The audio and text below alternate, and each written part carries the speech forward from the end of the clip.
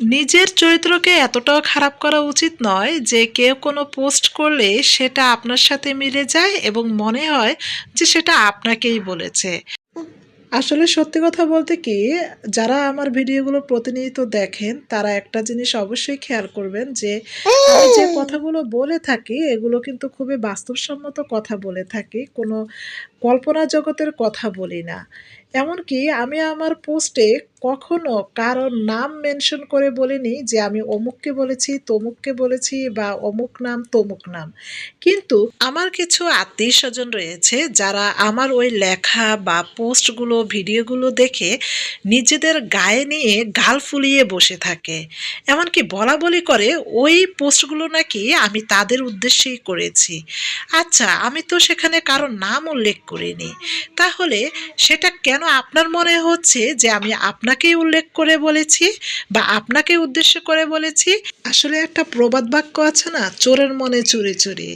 ওই যে কথায় আছে যে হয়তো চোর চুরি করেছে, এজন্য কেউ চোর নাম উল্লেখ করলে তার গায়ে লাগে। ঠিক তেমনি আমি যে পোস্ট বা লেখাগুলো বা ভিডিওগুলো আপলোড দিয়েছি, হয়তো আপনি সেম ওই কাজটা কখনো করেছেন, এজন্যই আপনার মনে হচ্ছে পোস্টটা আমি আপনাকে উদ্দেশ্য করে করেছি। আসলে সত্যি কথা বলতে কি, আমি আপনাকে নিয়ে ভাবার কোনো সময় আমার নেই। আমি একা হাতে আলহামদুলিল্লাহ মাশাআল্লাহ নিজের সংসার সামলাই, বাচ্চা সামলিয়ে তারপর ভিডিও করি, সেগুলো এডিট করি ঘন্টার পর ঘন্টা সময় নিয়ে, তারপর ভয়েস দেই। আর বাচ্চা নিয়ে ভয়েস দেওয়া খুবই কষ্টকর। এই যে দেখেন আপনাদের আয়েশা বাবু কিন্তু এই কথার মাঝেও অনেক নয়েজ দিচ্ছে। সে কিন্তু এর থেকে আরো কয়েকবার প্রতিবারে নয়েজ দেয়। আমি অনেকবার ভয়েস কাট করি। তারপরেও কষ্ট করে ভিডিও তৈরি করি।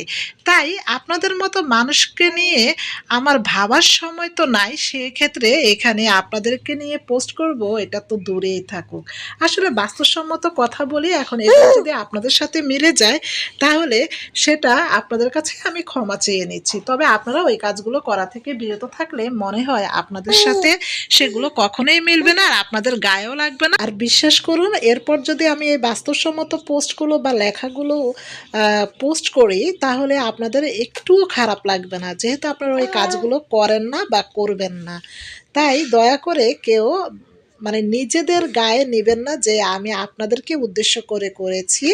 তো এজন্য আসলেই খুবই সরি। তবে আমি এই বাস্তবসম্মত পোস্টগুলো করেই যাবো ইনশাআল্লাহ।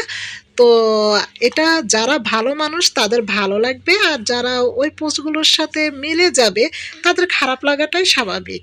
তাই আশা করছি আপনি ভালো মানুষ হলে আপনার গায়ে এসব কিছুই লাগবে না বা এই পোস্টগুলো করার কারণে আপনি কখনোই মন খারাপ করবেন না ইনশাআল্লাহ। তো এই তো কথা বলতে বলতে খুবই মজার আম পোড়া চিকেনটা করে নিয়েছি। এটার ডিটেইলস কিন্তু একটা রেসিপি অলরেডি দেওয়া আছে, দেখে নিবেন। আল্লাহ হাফিজ।